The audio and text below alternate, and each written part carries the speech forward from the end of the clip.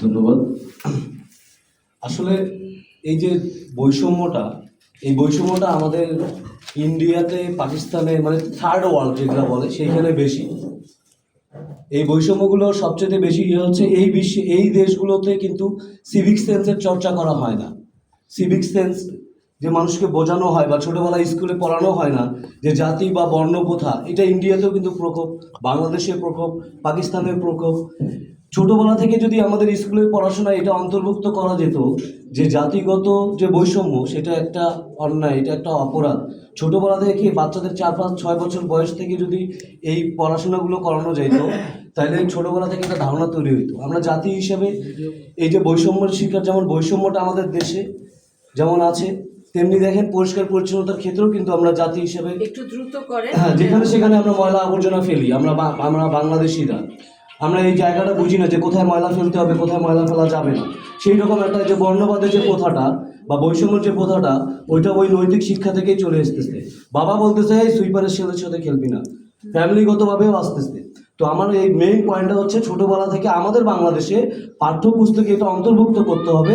Civic sense জিনিসটা কি, যে বর্ণপ্রথা করা যাবে না, এবং সিভিক সেন্সে আরও অনেকগুলো বিষয় আছে, আমি জাস্ট এই জিনিসটাতে ফোকাস করতেছি। এই চর্চাটার একটা অভাব।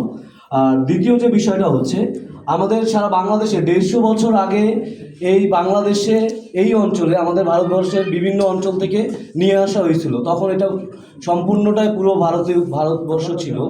সেই সময় বিশেষ করে রেল লাইনের কাজের জন্য নিয়ে আসা হয়েছিল ব্রিটিশ আমলে। রেল লাইনের কাজ যখন কমপ্লিট হয়ে যায়, তারপরে কিন্তু এই মানুষগুলোকে আর ওই অঞ্চলে ফেরানো হয় নাই। তো 150 বছর ধরে আমরা এই যে বৈষম্যের শিকার। আমাদের কথা দেওয়া হয়েছিল তোমাদের কাজ দেওয়া হবে, তোমাদেরকে এখানে বাসস্থান দেওয়া হবে, তোমাদের সকল সুবিধা তোমরা পাবা, কিন্তু আমাদেরকে কোনো রাষ্ট্র সরকার এই জিনিসটা থেকে একইবারে আমাদেরকে পিছিয়ে রাখছে। আমাদের সেই জায়গায় বৈষম্য, এবং আমাদের বিভিন্ন অঞ্চলে যে আবাসনের যে সমস্যাটা, হয়তো বা ব্রিটিশ আমলে এক টুকরো জায়গা দিয়েছে, কিন্তু ডে বাই ডে সেই জায়গাগুলো কিন্তু জায়গাটা ওইটুকুই আছে, কিন্তু জনসংখ্যা বৃদ্ধি হয়ে অনেক বেশি হয়ে গেছে। একটা একটা হাইজিনের কোনো ব্যবস্থা নেই, স্যানিটেশনের কোনো ব্যবস্থা নেই। এটা শুধুমাত্র নীলফামারী, রংপুর, সাতক্ষীরার কথা না, এটা সারা বাংলাদেশের আমরা দেখি সেই একই চিত্র। আমাদের এই জনগোষ্ঠীটাকে যেন উঠতে না পারে, দাঁড়াইতে না পারে, প্রথম অবস্থায় শিক্ষা থেকে বৈষম্য করে রাখা হয়েছিল, যে তুমি সুইপার, তুমি মেথর। আমাদের মধ্যে যারা শিক্ষিত আছে ম্যাক্সিমামদের টাইটেল হচ্ছে রায়, দাস, বাধ্য হয়ে দিতে হয়েছে। কারণ যখনই দেখছে সুইপার, ভাস্কর টাইটেল, ভর্তি নেয় না, অনেক স্কুলে ভর্তি নেয় নাই। আমার নীলফামারীতে এখনও অনেক স্কুল আছে ভর্তি নেয় না। রংপুর অঞ্চলে, এটা রংপুর বিভাগে সবচেয়ে বেশি। যখনই দেখে একজন হরিজন পরিবার, একজন হরিজন স্কুলে ভর্তি নিতে চায় না। হয়তো আমরা অনেকে বলতে পারে যে অনেক আগে গেছে, কিন্তু এখনও এই বিষয়গুলো আছে। হোটেলওয়ালাদের সমস্যা না, হোটেলওয়ালা একটা পাগলকেও খাওয়ায়, রাস্তায় যে পাগলা নুলো পাগলা ঘুরি বেড়ায় নোংরা, তাকেও খাওয়ায়, কিন্তু আমাদেরকে খাওয়াইতে চায় না। কারণ আমরা একজন হরিজন গেলে আরও 10-10টা কাস্টমার তাদেরকে ব্লেম দেয়, তাদেরকে ক্লেম করে, এই তোর হোটেলে কেন হরিজন ঢুকবে, তোর হোটেলে আমরা ঢুকবো না। এই যে এই প্রবলেমগুলো। আর আমাদের সবচেয়ে বড় দুঃখের বিষয় হচ্ছে কি, আমরা কিন্তু বাংলাদেশে এখন রোহিঙ্গাদেরও একটা সম্মান আছে, হরিজন জনগোষ্ঠীর একটা কোনো সম্মান নাই। 15 কোটি 16 কোটি হরিজনদেরকে গ্রেজেটে অন্তর্ভুক্ত করা হয় নাই। যে আদিবাসীর যে আছে তাদের মধ্যে আমরা পড়ি না। আমরা একটা চাকরিতে অ্যাপ্লাই করলে আদিবাসী কোটাটা টিকচিহ্ন দিতে পারি না। আমাদের পাসপোর্ট এই যে 15 লক্ষ, প্রায় 15 লক্ষ হরিজন দলিতদেরকে কোনো গ্রেজেটে অন্তর্ভুক্ত করে নাই এই সরকার। এই সরকারের অনুযায়ী আমরা কোনো গন্তিতে করি না, না আমরা রোহিঙ্গা, না আমরা দেশের জনগণ। শুধু আছে আমাদের একটা স্মার্ট কার্ড, ভোটের সময় আমরা ভোট দেই ঠিকই, সেই জায়গাটাই ওইটুকুই আমাদের দায়িত্ব।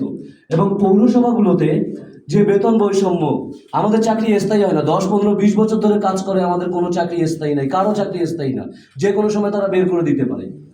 আমার নীলফামারীর চিত্র বলি, সেইখানে তারা যে হাজারি, আপনি তো একবার গেছিলেন ম্যাডাম, হাজারি থেকে এই নীলফামারী পৌরসভায় আসতে তাদের প্রতিদিন খরচ হয় 70 টাকা, তাদের দিন হাজিরা হচ্ছে 100 টাকা।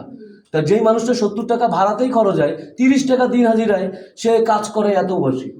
আর কিছু কিছু জামাদার রাখছে, জামাদারদের বেতন 15,000 16,000 টাকা, তারা কোনো কাজ করে না, তারা শুধু ঘুরে ঘুরে সাইকেল নিয়ে, বাইক নিয়ে ঘুরে দেখে কে কাজ করতেছে না করতেছে। মাস শেষে তাদের আবার 600 700 800 1000 টাকা হাজিরা কর্তন করা হয়। মানুষের কি বিপদ আপদ হইতে পারে না? সবার প্রত্যেকটা পেশার মধ্যে, এবং এই পেশার একটা মারাত্মক একটা আছে, কোনো ছুটি নেই, কোনো একদিন বিন্দু মাত্র কোনো ছুটি নেই। তাদের কোনো অসুস্থতা হইলেও তাদেরকে কাজে যেতে হবে, নাইলে তাদেরকে কর্তন করতে হবে। আমাদের দেশে এই সিভিক সেন্স, এই বৈষম্য দূর করার জন্য আমাদের সর্বপ্রথম এই সবার মধ্যে এই জাগরণটা, যেটা বললো আমার ভাই রুবেল, যে সবার মধ্যে এই বিষয়টা জাগ্রত করতে হবে। আমরা জাতিগতভাবে আমরা বাংলাদেশ পিছায় আছে সিভিক সেন্সের বিষয় থেকে। আপনি সব দিক দিয়ে দেখেন, কোথায় প্রস্রাব করতে হবে আমরা জানি না, কোথায় প্রস্রাব করা যাবে না এটা আমরা জানি না, কোথায় ময়লা ফেলতে হবে আমরা জানি না, কোথায় ময়লা ফেলা যাবে না এটা আমরা ঠিকমতো জানি না। সেই জায়গা থেকে এই ডিসক্রিমিনেশনটা তৈরি হচ্ছে।